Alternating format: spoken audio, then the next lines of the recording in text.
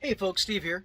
Just doing a little bit of it's not really troubleshooting, it's not really problem solving so much. It's maybe a little bit more efficiency in organizing.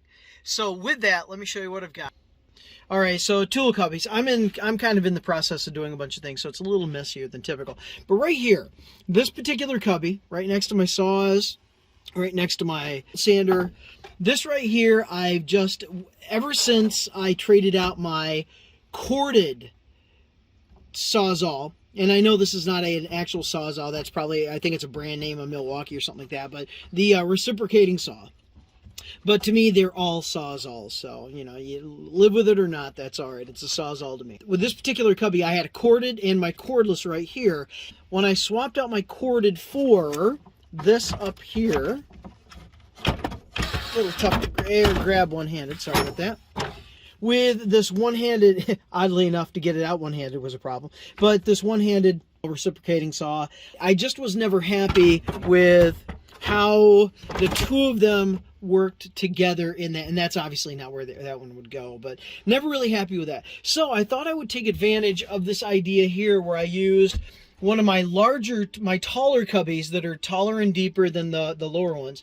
And I went ahead and created a simple slide-in divider. And that's what I'm doing right now. So let me show you what I've got.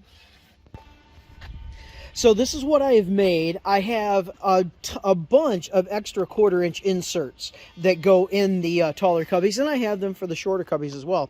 So I was able to take two of my unused dividers, and I went ahead and cut them to a particular height to allow the larger Sawzall to fit in the lower cubby, and then this will actually fit in the higher cubby, and it's just as wide as it needs to be to fit in that one cavity. Now it is custom fit for that cavity, which is 2 slots wide, about a little over 4 inches.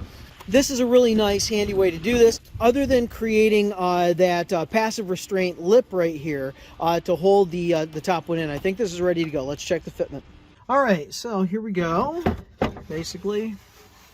And this is all it's going to do is just slide in, sit down, and that's all I need that thing to do is just kind of sit in there. I do again have to put that passive retainer in, which is exactly what this strip is. It's a 3/4 by 3/4 strip that holds the tools in like this and like all the others from rolling out.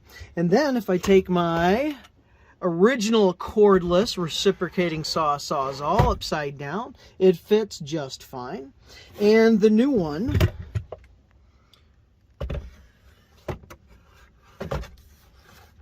fits just fine as well, and that's a lot easier arrangement, and I can get this one out much easier. Now this one would be prone to sliding straight out, and so I do have to have that retainer, but I will have more than enough room to lift over 3/4 strip there, so that's the last thing I need to do. And all this is simply super glued. It's CA glue, cyanoacrylate. I glued 2 1/4-inch strips together rather than trying to cut it out of 1/4-inch plywood or 1/2-inch plywood, so I have a 1/2-inch thickness to retain the weight of the tool. And this is all 1/4-inch, and I super glued this to that, and I super glued these two together, and I used activator to cut down the curing time. So I will just simply super glue a strip on there. This is simply temporary. As long as I have this arrangement, it'll stay, just like this is temporary, and this is all super glued together, except that if I don't change this arrangement, it works, and if I do, this simply pulls out and I can take it apart and not use it or use it somewhere else. Just trying to be a little bit more efficient with the fact that I have a small trailer and a lot of tools. Tools that I have are tools that I really do need, some all the time, others are that specialty tool that you need once in a while.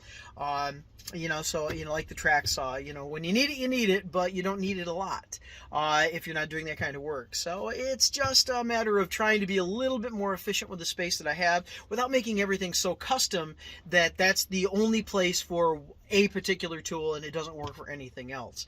All right, well, thank you very much, folks. Hopefully maybe that gives you an idea as to what you can do with your tool cubbies, maybe to maximize a little bit of unused space at the top, the bottom, or something along those lines. All right, hey, y'all take care.